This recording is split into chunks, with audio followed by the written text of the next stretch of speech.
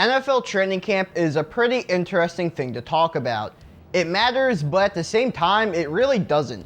It's mainly used for players to start to get back into the groove of football season, while also working as an audition for fringe players. But every training camp brings us a variety of headlines that are definitely newsworthy. So in this video, I will talk about those headlines in depth and also discuss about what it means for the teams that are involved. Yo guys, Darren here from 610 Football. Make sure you hit that subscribe button so you can be one of the best informed NFL fans out there. So the biggest headline from the first week of training camp is Aaron Rodgers finally returning to the Green Bay Packers. I made a video on that earlier this week, which you can check out right here or here somewhere. But basically what it boils down to is that Rodgers and the Packers have both agreed on a restructured contract. There's really no new money involved, but they voided the last year of the contract, which is the 2023 season.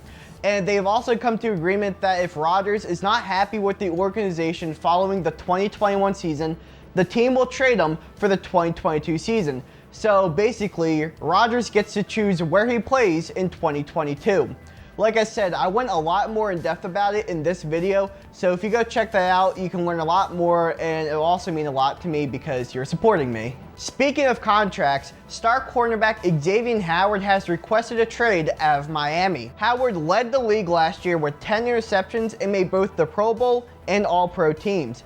In 2019, the Dolphins signed him to a deal that made him the highest paid corner at the time.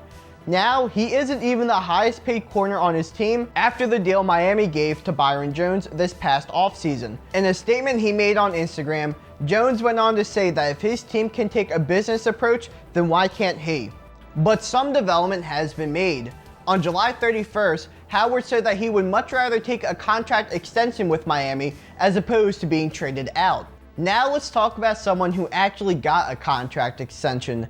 The Browns and running back Nick Chubb have agreed on a 3-year, $36.6 million contract extension. Chubb, along with Kareem Hunt, combined for one of the best backfields in the NFL last year.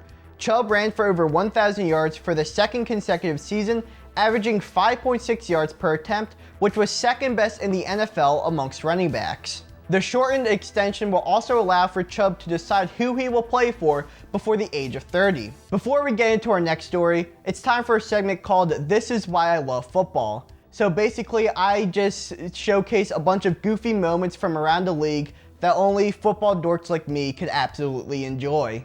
During a press conference, Lions running back Jamal Williams made two reporters play rock, paper, scissors after they asked the same question. Ooh, snap, rock, paper, scissors. Rock, paper, scissors. Rock, paper, scissors. Come on, keep going. 2 out of 3. What happened? I'm gonna let y'all know. I don't watch TV. I watch anime all day. Literally. I don't watch live television. So I don't know what excuse my language, I don't know what the hell y'all talking about. What? Oh, you talking about the draft? I didn't watch it, so I don't. My bad.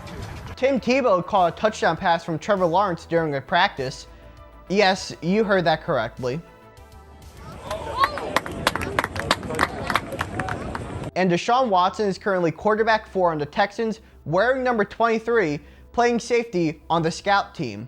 Okay, now let's talk about some injuries. On Thursday, Colts quarterback Carson Wentz left practice after tweaking something in his foot, and he is now out indefinitely.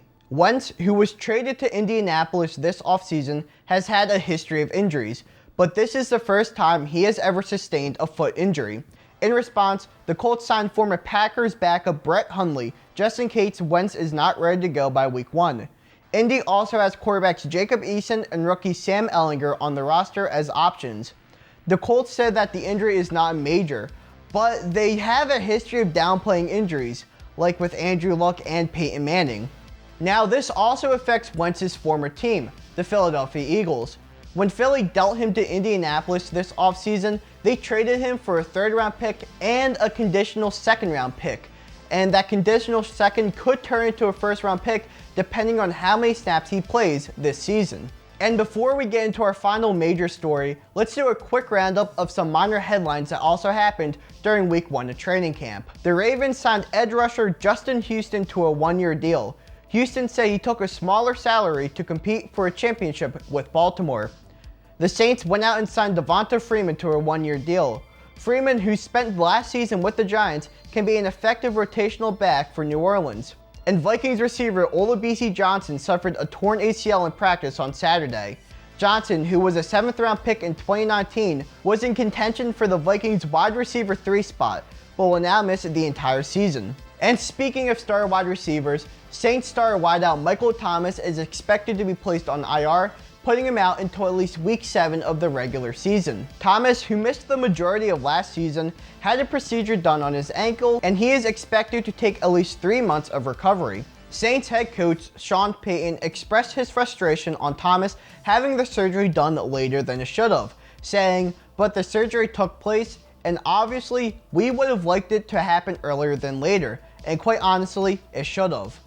Well, that's it for today's video. Make sure you hit the subscribe button and the bell icon so you know when I post one of these videos.